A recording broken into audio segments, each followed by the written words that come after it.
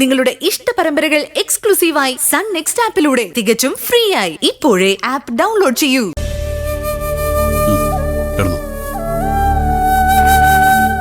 ചെറിയ തണുപ്പുണ്ട്, അച്ഛൻ പുതപ്പിച്ചു തരട്ടെ? അച്ഛാ, എപ്പോഴെങ്കിലും അമ്മേന്റെ എന്റെ ഒപ്പം വന്ന് കിടക്കോ? അതെങ്ങനെ പറയാൻ പറ്റും മോളെ? അമ്മേന്റെക്ക് അമ്മേന്റെ കുടുംബമൊക്കെ ഇല്ലേ, വീട്, കുട്ടികൾ, അങ്ങനെ ഒരുപാട് കാര്യങ്ങളൊക്കെ ഇല്ലേ. അതിനിടയിൽ മോളുടെ അടുത്ത് എങ്ങനെ വരും? അച്ഛാ, അലോകേട്ടനെ ഇങ്ങോട്ട് കൊണ്ടുവന്നാലോ? അലോകേട്ടനെ കാണുന്നത് എനിക്ക് എന്ത് ഇഷ്ടാന്നറിയോ? അലോകേട്ടനും അമ്മേന്റെ ഇങ്ങോട്ട് വരൂ. മോള് ഇപ്പൊ അങ്ങനൊന്നും ചിന്തിക്കണ്ട, ഉറങ്ങാൻ നോക്ക്. വാ, കിടക്കാം. കിടന്നോ കിടന്നോ.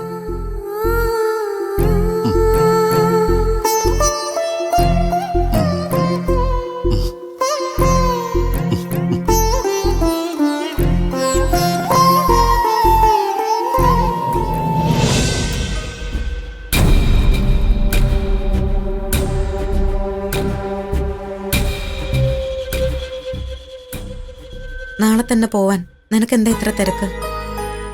പോയേ പറ്റും, അവിടെ ചെന്നിട്ട് കുറച്ച് അത്യാവശ്യമുണ്ട്. സാധാരണ നീ ഇങ്ങനെയല്ലല്ലോ, വന്നാ കുറച്ചു ദിവസം ഇവിടെ നിന്നിട്ടല്ലേ പോവാറ്? അതെ, പക്ഷേ ഇപ്പം ഞാൻ പറഞ്ഞില്ലേ, പോയേ പറ്റൂ, അത്രയ്ക്ക് അത്യാവശ്യമുണ്ട്. നീ എന്റെ മുഖത്തേക്ക് നോക്ക്.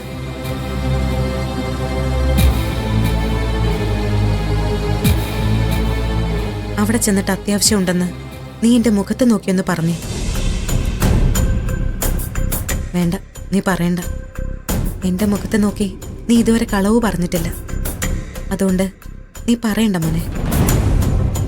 എനിക്ക് മറുപടി പറയാൻ കഴിയുന്നില്ലമ്മേ. വാക്കുകൾ വളരെ സൂക്ഷിച്ചാണ് ഞാൻ ഉപയോഗിക്കാറുള്ളത്. അതുകൊണ്ട് ഞാൻ എന്തെങ്കിലും പറഞ്ഞാൽ അത് അമ്മയ്ക്ക് വിഷമാവും. എനിക്ക് മനസ്സിലാവുന്നുണ്ട് നിന്നെ. എന്നാലും മോനെ, നിനക്ക് തോന്നുന്നുണ്ടോ അമ്മ മനഃപൂർവ്വം ഒരു തെറ്റുകാരിയായതാണെന്ന്? ഇല്ല, എന്നാൽ എന്റെ തോന്നലല്ലല്ലോ കാര്യം. മറ്റുള്ളവരെ ബോധിപ്പിക്കണ്ടേ? ഇവിടെ നിൽക്കുമ്പോൾ എനിക്ക് വല്ലാത്ത വീർപ്പൂട്ടൽ തോന്നുന്നു. ഒന്ന് പുറത്തിറങ്ങി നടക്കാൻ പോലും വയ്യ. ഇറങ്ങിയ ഓരോരുത്തരുടെ ചോദ്യങ്ങൾക്ക് എത്ര മറുപടി പറയണം? കല്യാണ പന്തൽ വെച്ച് നീരജയെ പോലീസ് കൊണ്ടുപോയപ്പോ മുതൽ തുടങ്ങിയത് എന്റെ കഷ്ടകാലം. അത് പിന്നെ എന്തൊക്കെയോ പറഞ്ഞ് ഞാൻ പിടിച്ചു നിന്നു. ബാംഗ്ലൂരിൽ മയക്കുമരുന്ന് ലോബിയിലാണ് ഞാനും നീരജയെന്നെല്ലാം ഓരോരുത്തർ പറഞ്ഞുണ്ടാക്കി. അതും സഹിച്ചു. അത് കഴിഞ്ഞപ്പോഴാണ് അമ്മയായിട്ടുണ്ടാക്കിയ നാണക്കേട്. എല്ലാം കൂടി താങ്ങാൻ എനിക്ക് പറ്റുന്നില്ലമ്മേ. മനസ്സിലായി. അപ്പോ അമ്മ മക്കൾക്കൊരു നാണക്കേടാണല്ലേ? സംശയം എന്താ? ഞാൻ ചീത്തയാണെന്ന് എല്ലാരും പറഞ്ഞപ്പോ ബാംഗ്ലൂരിലെ പഠിത്തം നിർത്തി എല്ലാ കൂട്ടുകെട്ടുകളും നിർത്തി ഞാൻ ഇവിടെ നിന്നില്ലേ? അമ്മ മോശമാണെന്ന് ആളുകൾ പറഞ്ഞുണ്ടാക്കുമ്പോ അത് തിരുത്താൻ അമ്മയ്ക്ക് എന്ത് ചെയ്യാൻ പറ്റും? അങ്ങനെ ആരുടെ മുൻപിൽ തിരുത്തേണ്ട കാര്യമൊന്നും അമ്മയ്ക്കില്ല. എനിക്ക് പറഞ്ഞു തിരുത്താനുള്ളത് എന്റെ മക്കളുടെ മുൻപിലാ. വേറെ ആരുടെ മുൻപിലും എനിക്ക് പറഞ്ഞു തിരുത്തേണ്ട കാര്യമില്ല. നിങ്ങൾ മനസ്സിലാക്കുക, അതാണ് അമ്മയ്ക്ക് ആവശ്യം. എന്താണ് മനസ്സിലാക്കേണ്ടത്? അമ്മ മറ്റൊരാളുടെ ഭാര്യയാണെന്നോ? നിർത്തും നീരജെ.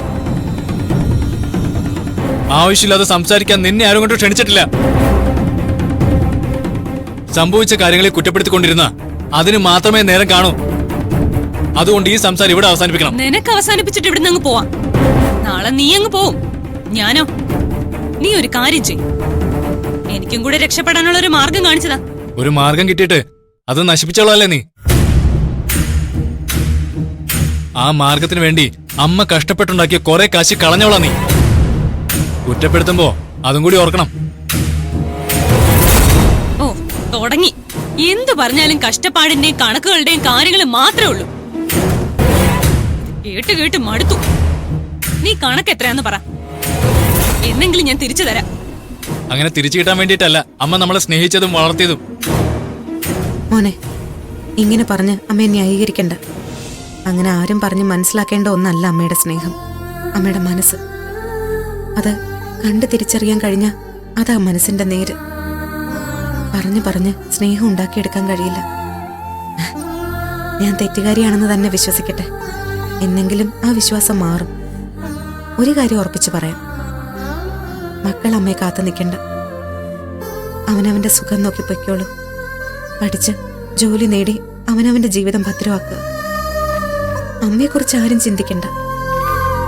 ആരുടെയും സംരക്ഷണം അമ്മ ആവശ്യപ്പെടില്ല ഒരിക്കലും.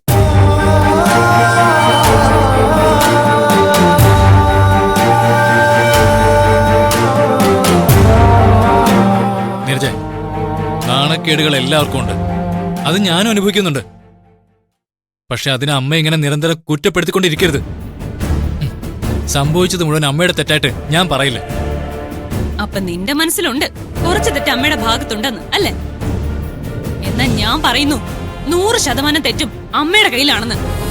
നീ വിശ്വസിച്ചാലും ഇല്ലെങ്കിലും അത് തന്നെയാണ് സത്യം.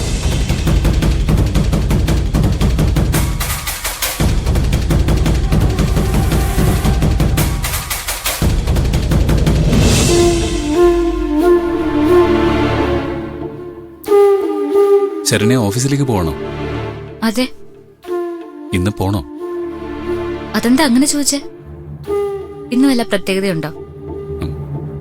എന്തായാലും ഇത്രയും ദിവസം പോയില്ലല്ലോ. ഒരാഴ്ച കൂടി കഴിഞ്ഞിട്ട് പോയാ പോരെ? അതെന്താ ഒരാഴ്ച കഴിഞ്ഞിട്ട്? എനിക്ക് മനസ്സിലായില്ല. അല്ല, പുറത്തിറങ്ങിയ ആളുകളുടെ ചോദ്യത്തിന് മറുപടി പറയാൻ ബുദ്ധിമുട്ടും. ഞാനത് കുറെ അനുഭവിക്കുന്നുണ്ട്. പിന്നെ ശരണ്യയുടെ കാര്യം പറയണ്ടല്ലോ, അതിന്റെ ഇരട്ടിയായിരിക്കും. അങ്ങനെ നാട്ടിലെ ആളുകളെ പേടിച്ച് പുറത്തിറങ്ങാതിരിക്കാൻ പറ്റുമെന്നെന്താ? എന്തായാലും ഫേസ് ചെയ്യണം. അത് ഇന്നു മുതലാവട്ടെ.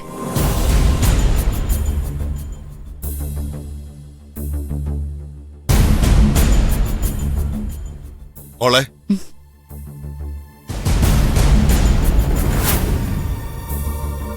മോളെങ്ങോട്ടാ? ഓഫീസിലേക്ക്. കുറെ ദിവസമായി പോയിട്ട്. കുറച്ചു ദിവസം കഴിഞ്ഞിട്ട് പോയാ പോരെ? ഇപ്പൊ അവിടെ ചെന്നിട്ട് കേസ് വാദിക്കാനൊന്നുമില്ലല്ലോ. വെറുതെ ഇങ്ങനെ വീട്ടിലിരിക്കണ്ടല്ലോ അച്ഛാ. അവിടെ കുറച്ച് കേസുകൾ റെഫർ ചെയ്യാനുണ്ട്.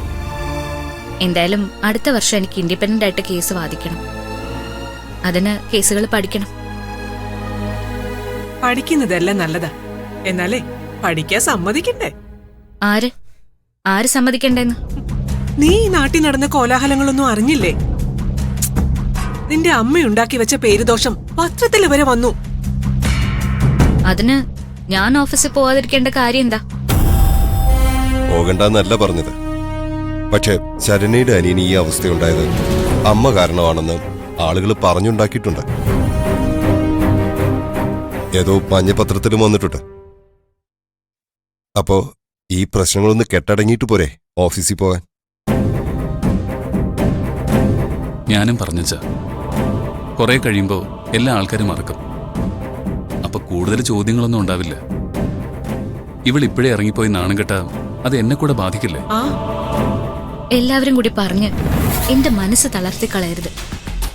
ആര് ചോദിച്ചാലും ഉത്തരം പറയാനുള്ള ധൈര്യം എനിക്കുണ്ട്. ഇപ്പൊ ഞാനത് ഫേസ് ചെയ്തില്ലെങ്കിൽ പിന്നീട് ഒരിക്കലും എനിക്കിത് ഫേസ് ചെയ്യാൻ പറ്റിയെന്ന് വരില്ല. എനിക്ക് സ്വാമി സാറിന്റെ ഓഫീസിൽ നിന്നും കിട്ടുന്ന പിൻബലം അത് ചെറുതല്ല. ജീവിതത്തിൽ എന്ത് നഷ്ടപ്പെട്ടാലും ആത്മവിശ്വാസം നഷ്ടപ്പെടാൻ പാടില്ല.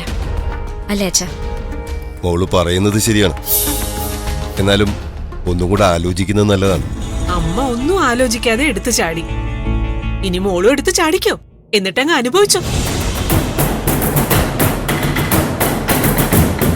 ഇങ്ങനെ കുറ്റപ്പെടുത്താതിരിക്കെ. ഞാൻ മഹാ അപരാധമൊന്നും അല്ലല്ലോ ചെയ്തത്. ജോലിക്ക് പോകുന്നു, അതിനെന്താ കുഴപ്പം? എന്തും ഫേസ് ചെയ്യാൻ ഞാനൊരുക്കാം. പിന്നെന്താ, എല്ലില്ലാത്ത നാട്ടുകാരുടെ നാവിനെ ഞാൻ നേരിട്ടോളാം.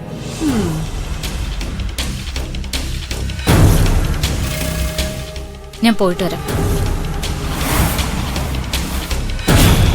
പോട്ടെ, പോയി അനുഭവിക്കട്ടെ. നമ്മൾ പറയാനുള്ളത് പറഞ്ഞു. ഇനിയെല്ലാം അവള് നോക്കട്ടെ.